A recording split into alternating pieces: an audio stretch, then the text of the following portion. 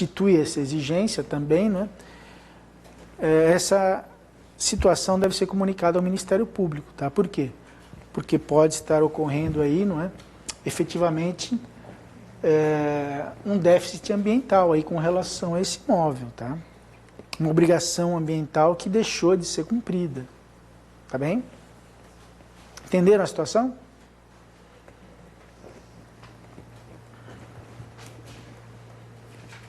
Ou seja, não é porque um imóvel que era rural e foi transformado em urbano que aquela exigência da reserva legal foi esquecida, tá? Ah, mas por que eu vou averbar agora, não é? A reserva legal se o imóvel é urbano? Não, você vai averbar porque havia exigência anterior e essa área de reserva legal agora poderá, num eventual parcelamento de solo, se destinar a áreas verdes, não é? Se destinar a áreas de lazer, não é? Nesse imóvel agora urbano, tá? Houve uma obrigação ambiental aí que foi descumprida. Entenderam isso? E esse 691 do Código de Normas busca exatamente, né, sanear essa situação, tá? Jogando a bomba então para quem? Para o Ministério Público, né, que vai propor as ações cabíveis ali contra os proprietários, né? Proprietários atuais, né? Por quê? Porque essa situação pode ter sido gerada por algum proprietário lá no passado, né? Quem vai pagar o pato agora é o proprietário atual, porque essa é uma obrigação o quê? Propter rem, tá? Propter rem. Tudo bem? Uma obrigação própria da coisa, tá?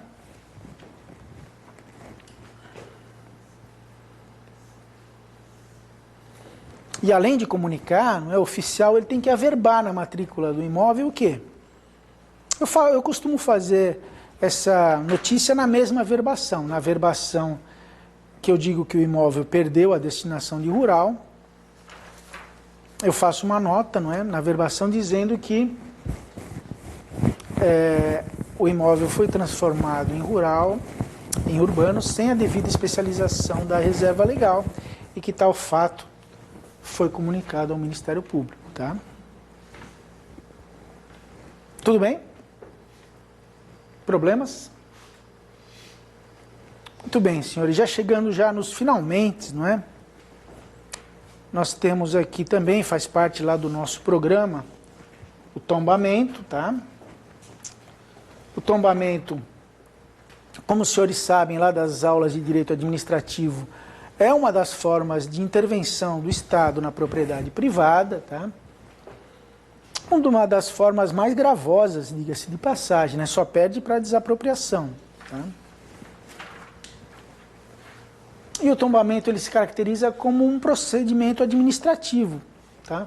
Ele é realizado pela administração pública, quer seja administração pública federal, estadual ou municipal. Todo esse procedimento, né, administrativo ele é regulado por um decreto-lei, o decreto-lei 35 lá, de 1937 do século passado, tá? O artigo 13, né, do decreto-lei 25 de 37, ele prevê a averbação do tombamento, né, do tombamento definitivo para fins publicitários, tá?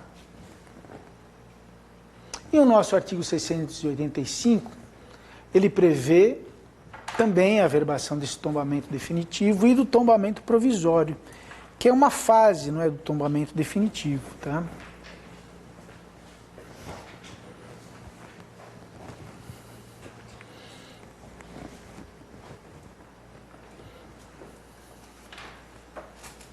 Embora esse decreto-lei 35 lá, 45 de 37, ele não diga, não se refira ao tombamento provisório, o artigo 685 do nosso Código de Normas, ele prevê que o tombamento provisório também pode ingressar na matrícula por meio de averbação.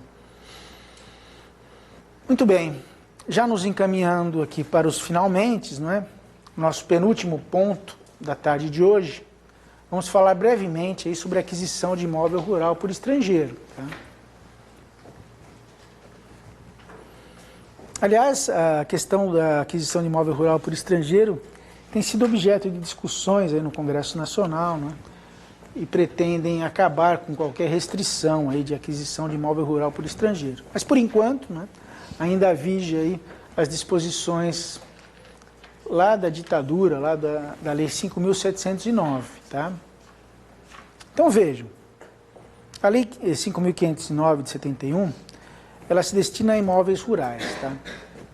Então, estrangeiros, pessoas físicas ou jurídicas, podem, em princípio, adquirir imóveis urbanos sem qualquer restrição. A questão diz respeito a imóveis rurais, tá? Imóveis rurais. Com relação a imóveis rurais, nós temos o quê? Nós temos determinadas regras, né? Ou seja, até 3 módulos de exploração indefinido, não é livre aquisição de imóvel por estrangeiro, tá? E o que é esse módulo de exploração indefinida?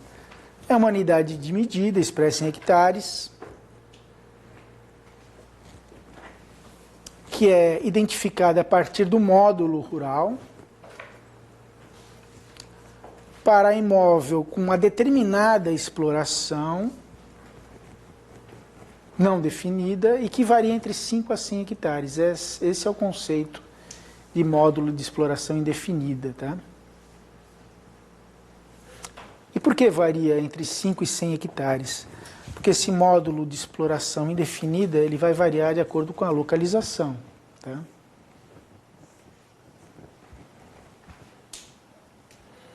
Geralmente na Amazônia Legal, não é, essas unidades agrárias elas tendem a ser maiores, tá? Aqui no sul-sudeste elas são menores. Uma questão importante sobre a aquisição de imóvel rural por estrangeiro é que, do mesmo modo que o bem de família, né, como os senhores lembram, do mesmo modo como a gente vai ver no próximo tópico das cédulas de crédito, não é? Ela é um exemplo de duplo registro, tá? Então são feitos aqui também 2 registros, tá? 2 registros. Um registro na própria matrícula imobiliária, da aquisição do imóvel rural por estrangeiro, tá? E outra que prevê esse registro naquele outro livro obrigatório, não é? Do cadastro de aquisição de imóveis rurais por estrangeiro, tá? Livro de cadastro de aquisição de imóvel rural por estrangeiro.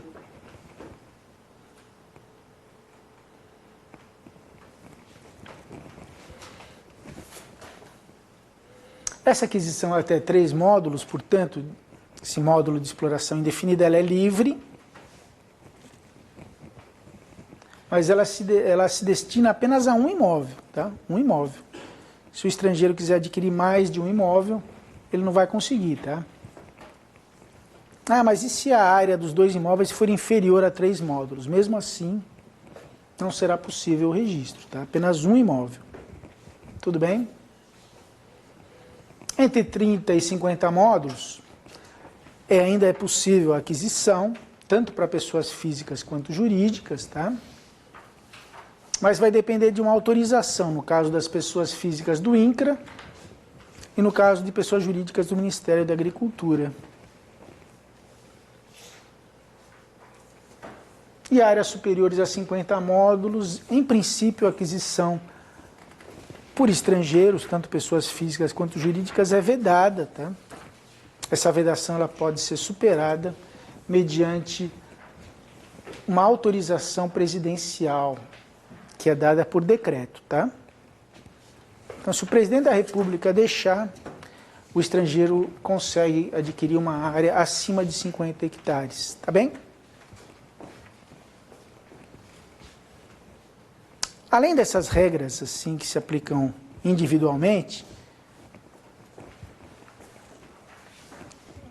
a Lei 5.709 também prevê uma regra para estrangeiros de uma mesma nacionalidade, tá?